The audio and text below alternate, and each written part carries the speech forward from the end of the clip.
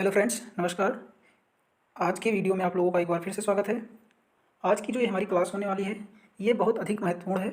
इसमें वो सारे प्रश्न इंक्लूड किए गए हैं जो उत्तर प्रदेश पुलिस 2018-19 या फिर जेल वार्डन की भर्ती में पूछे गए थे। और आप किसी भी एग्जाम के लिए इस क्लास को ले सकते हैं। इसमें 70 प्लस MCQ क्वेश्चन रखे गए हैं जो कि वेरी वेरी इंपॉर्टेंट प्रश्न हैं। एक बार इन प्रश्नों को आप जरूर देखना, चाहे तो 2 मल्टीप्लाई स्पीड में देखना, लेकिन इन श्रृंखला को देखना आपके लिए बहुत ज़रूरी है। तो बिना देरी किए हम इसको स्टार्ट करते हैं। पहला प्रश्न यहाँ पे दिया गया। पहला प्रश्न, कपास प्रौद्योगिकी पर अनुसंधान के लिए केंद्रीय संस्थान कहाँ स्थित है? इसका सही जवाब है ऑप्शन नंबर बी, नागपुर। अंकुर की खेती को आमतौर पर क्या कहा जाता है? सही जवाब है ऑप्शन नंबर डी, विटीकल्चर। अगला प्रश्न, निम्नलिखित में किसकी खेती भारत में जायद फसल के रूप में की जाती है? इसका सही जवाब है ऑप्शन नंबर सी, तरबूज। ये जायद फसल की है। बाकी कपास देखेंगे तो ये अरबी खरीफ की फसल है, सोयाबीन भी खरीफ की फसल है, और इसके अलावा गेहूँ देखेंगे आप तो ये रबी की फसल है। सही जवाब है ऑप्शन नंबर सी। अगला प्रश्न, नीलगिरी खापली भारतीय कृषि अनुसंधान संस्थान द्वारा जारी निम्नलिखित में से किसकी एक उच्च उपज वाली किस्म है? इसका सही जवाब है ऑप्शन नंबर डी, गेहूं।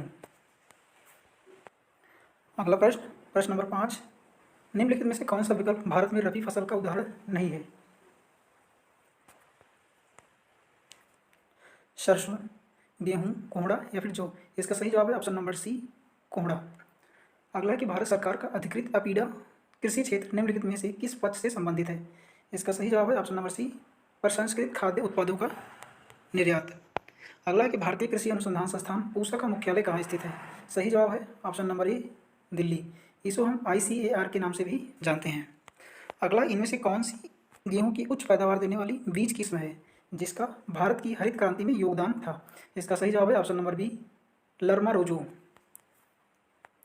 अगला प्रश्न नंबर 9, मध्य प्रदेश में खेती की कृषि विधि झूम कृषि को डाट डाट क्या कहते हैं? सही जवाब है ऑप्शन नंबर सी, दहिया कहते हैं। अगला है कि सरदार वल्लभ भाई पटेल कृषि एवं तकनीकी विश्वविद्यालय कहाँ स्थित है? इसका सही जवाब है ऑप्शन नंबर सी, मेरठ में स्थित है। भारत की अर्थव्यवस्था में जनगणना 2011 के अनुसार कुल आबादी का कितना प्रतिशत कार्यबल कृषि और उससे संबंध क्षेत्र में संलग्न है? इसका सही जवाब है ऑप्शन नंबर ए, 54.6%। अगला है कि 2019-20 में किस देश के सकल मूल्य संवर्धन में कृषि और उससे संबद्ध क्षेत्रों की भागीदारी लगभग कितने प्रतिशत तक रही? सही जवाब है ऑप्शन नंबर बी, 17.8%। अगला है कि निम्नलिखित में से कौन सी फसल खाद्य फसल नहीं है? तो यहाँ पे ऑप्शन नंबर डी सही है, इलायची खाद्य फसल नहीं है। इसके अलावा गेहूँ, चावल, दाल, जूट या फिर गन्ना। तो अभी हमने पढ़ा जो दाल है ये खाद्य फसलों में आती है, तो ये हमारा सही जवाब हो जाता है। बाकी कपास, जूट, गन्ना ये सब क्या हैं? नकदी फसलें हैं। आगे चलते हैं। अगला है 15 नंबर, निम्नलिखित फसलों में कौन सी फसल रोपड़ फसल की श्रेणी में नहीं आती है? कॉफ़ी, चाय, इलायची या फिर रबड़। इसका सही जवाब है ऑप्शन नंबर सी, इलायची। अगला कि हार्टिकल्चर किस शाखा का शब्द है? इसका सही जवाब है ऑप्शन नंबर सी, लैटिन भाषा का शब्द है। अगला है कि देश की कृषि GDP में बागवानी फसलों का कितना प्रतिशत योगदान है? इसका सही जवाब है ऑप्शन नंबर बी, 30.4%। फल एवं सब्जी उत्पादन की दृष्टि से भारत का विश्व में कौन सा स्थान है? इसका सही जवाब है ऑप्शन नंबर बी, दूसरा स्थान।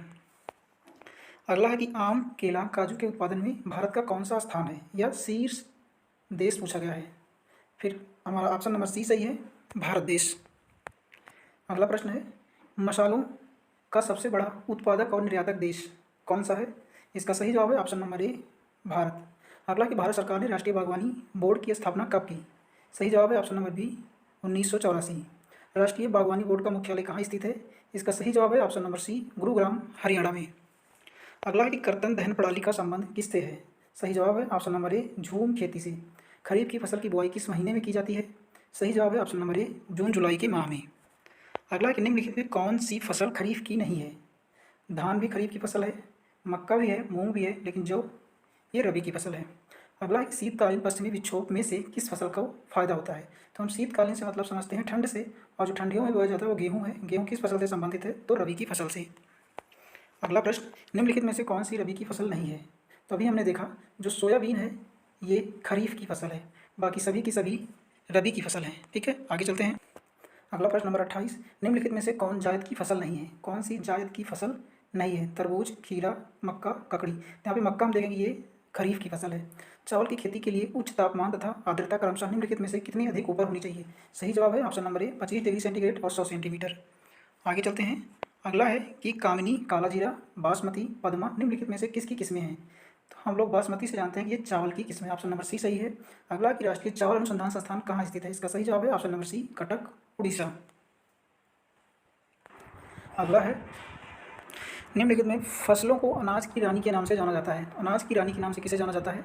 सही जवाब है ऑप्शन नंबर सी, मक्का। गेरुआ रोग का संबंध किससे है? सही जवाब है ऑप्शन नंबर ए, मक्का से। किससे है? मक्का से। विश्व के कुल चना उत्पादन का लगभग कितना प्रतिशत उत्पादन भारत का होता है? सही जवाब है option number D, 70%। Type 4, type 12 Shekhar Tarun प्रजातियाँ किसकी हैं? सही जवाब है ऑप्शन नंबर बी, ये तिल की प्रजातियाँ हैं। किसकी प्रजातियाँ हैं? तिल की। अगला कि सरसों, अलसी निम्नलिखित में से कौन सी फसल है? तो सरसों, अलसी ये सब किसकी फसल है? रबी की फसल है। निम्नलिखित में से कौन सी फसल रबी तथा खरीफ दोनों ऋतुओं में उगाई जाती है? इसका सही जवाब है ऑप्शन नंबर बी, अरंडी। अगला कि भारतीय चाय बोर्ड का मुख्यालय कहाँ स्थित है? सही जवाब है ऑप्शन नंबर बी, कोलकाता में स्थित है। अगला प्रश्न है, चाय उत्पादक देशों में भारत का विश्व में कौन सा स्थान है? तो चाय के उत्पादन में भारत का स्थान दूसरा है। पहले स्थान पे पूछे तो चीन का है। विश्व में गन्ना उत्पादक देशों में भारत का स्थान कौन सा है? तो गन्ना उत्पादन में भारत का स्थान दूसरा है, पहला स्थान ब्राज़ील का है। अगला कि कपास उत्पादन के लिए कौन सी फसल मिट्टी उपयुक्त मानी जाती है? सही जवाब है काली मिट्टी। अगला है, हरित क्रांति का जनक किसे माना जाता है? हरित क्रांति का जनक किसे माना जाता है? ऑप्शन नंबर ए सही है, नॉर्मन बोरलॉग को। अगला कि भारत में हरित क्रांति का नेतृत्व किसने किया था? सही जवाब है option number B, M S. Swaminathan. अगला प्रश्न है, नॉर्मन बोरलॉग को 1970 में किस क्षेत्र में नोबेल पुरस्कार मिला था? सही जवाब है ऑप्शन नंबर ए, कृषि क्षेत्र में। अगला कि निम्नलिखित में से कौन सी फसल हरित क्रांति में शामिल नहीं है? गेहूँ, चना, ज्वार या फिर मक्का? तो इसका सही जवाब है ऑप्शन नंबर बी, शामिल नहीं, यानी कि चना। अगला कि श्वेत क्रांति का संबंध किस से है? तो दुग्ध उत्पादन से संबंधित है। ऑपरेशन फ्लड का संबंध किससे है? दुग्ध से संबंधित है। अगला है कि श्वेत क्रांति का जनक किसे माना जाता है? सही जवाब है option number A, Verghese Kurien को। पीली क्रांति का संबंध किससे है? तिलहन से।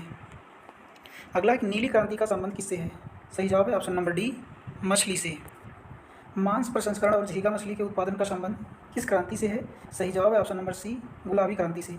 लाल क्रांति का संबंध किससे है? सही जवाब है ऑप्शन नंबर बी, टमाटर उत्पादन से। अगला है, केंद्रीय शुष्क क्षेत्र अनुसंधान संस्थान कहाँ स्थित है? सही जवाब है option number B, Jodhpur, Rajasthan. अगला है, केंद्रीय पक्षी अनुसंधान संस्थान कहाँ है? केंद्रीय पक्षी अनुसंधान संस्थान कहाँ है? सही जवाब है option number B, Bhopal, Madhya Pradesh. अगला है, केंद्रीय बकरी अनुसंधान संस्थान कहाँ है? सही जवाब है option number B, Makhdoom, Uttar Pradesh. अगला प्रश्न है, केंद्रीय भैंस अनुसंधान केंद्र कहाँ स्थित है? सही जवाब है option number C, Hisar, Haryana में। अगला है, केंद्रीय अभियांत्रिकी संस्थान कहाँ स्थित है? सही जवाब है option number B, Bhopal, Madhya Pradesh में।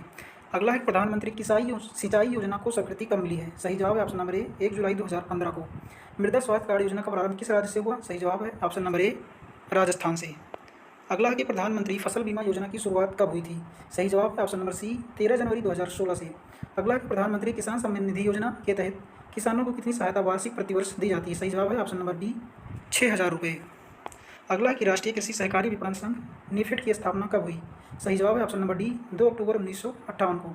अगला है, केंद्रीय कपास अनुसंधान संस्थान कहाँ स्थित है? केंद्रीय कपास अनुसंधान संस्थान कहाँ स्थित है?